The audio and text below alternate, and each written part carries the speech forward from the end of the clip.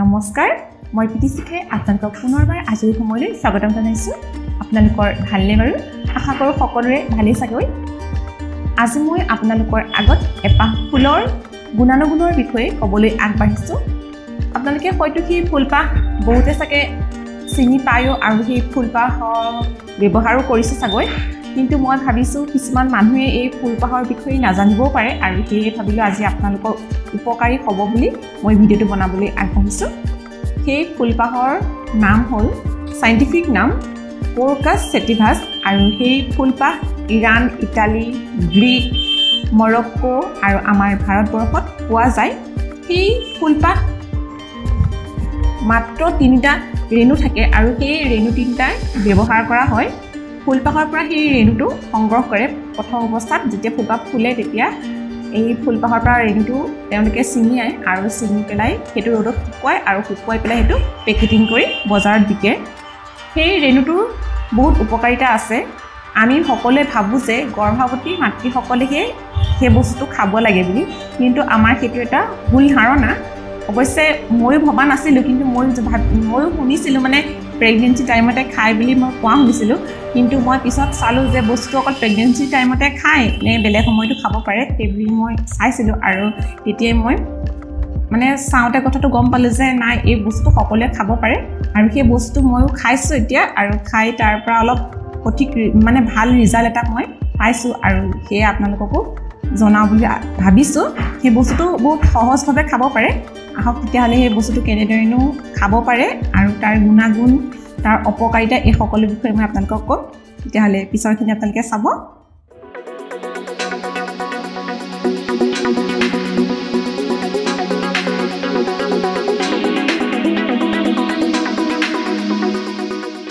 প্ৰথমে মই গেছটো জ্বলাই লৈছোঁ আৰু এতিয়া ইয়াত এখন চচ পাতি লৈছোঁ আৰু যেহেতু মই কেঁচা গাখীৰ লৈছোঁ আৰু এতিয়া এই গাখীৰখিনি মই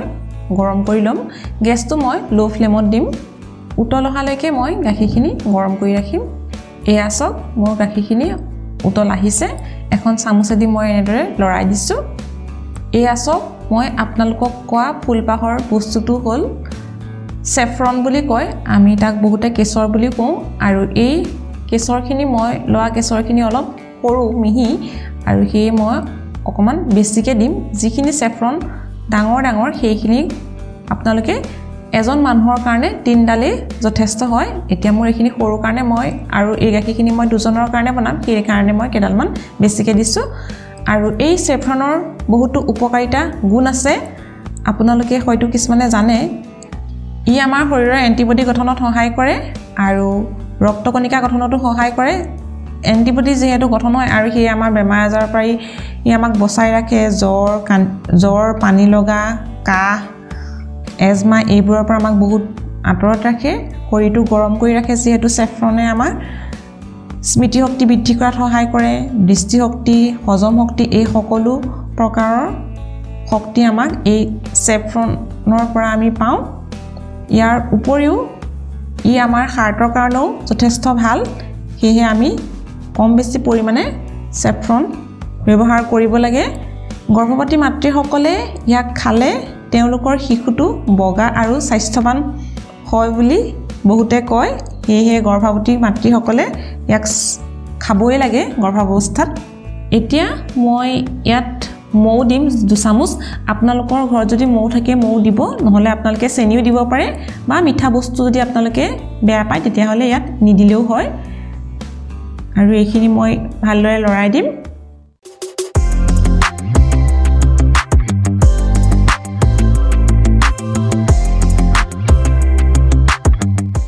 এয়া চব মোৰ ৰেডি হৈ গ'ল আৰু মই এনেদৰে গিলাছত উলিয়াই লৈছোঁ মই 2 গিলাচ গাখীৰ দিছিলোঁ আৰু চক মোৰ গাখীৰখিনি অলপ কমি গ'ল বহুত দেৰি উতলা হৈছে যিহেতু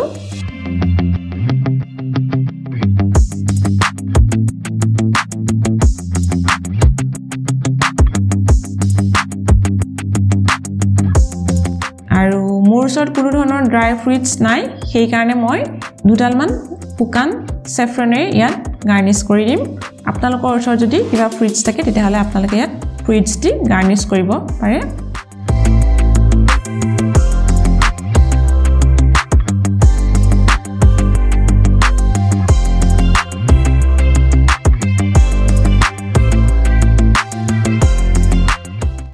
মইতো একদম সিম্পল ধৰণে আপোনালোকক বনাই দেখুৱালো আৰু এতিয়া আপোনালোকে তাত যদি ইচ্ছা কৰে আপোনালোকে তাত বিভিন্ন ধৰণৰ ড্ৰাই ফ্ৰুটছ ব্যৱহাৰ কৰিব পাৰে যদি আপোনালোকৰ ঘৰত থাকে তেতিয়ালৈকে আপোনালোকে ড্ৰাই ফ্ৰুটছ ব্যৱহাৰ কৰি আপোনালোকৰ সৰু ল'ৰা ছোৱালী বা বয়সস্থ মানুহকো দিব পাৰিব আপোনালোকক এটা কথা ক'ব বিচাৰিছোঁ যেনেকৈ আমাৰ প্ৰত্যেকটো বস্তুৰে ভাল গুণ থাকে তেনেকৈ বেয়া গুণো থাকে আমি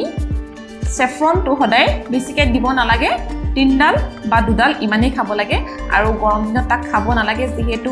সেফ্ৰনটোৱে আমাৰ শৰীৰটো বেছিকৈ গৰম কৰে আৰু সেই গৰম দিনত তাক সদায় আমি 2ডালেই খাব লাগে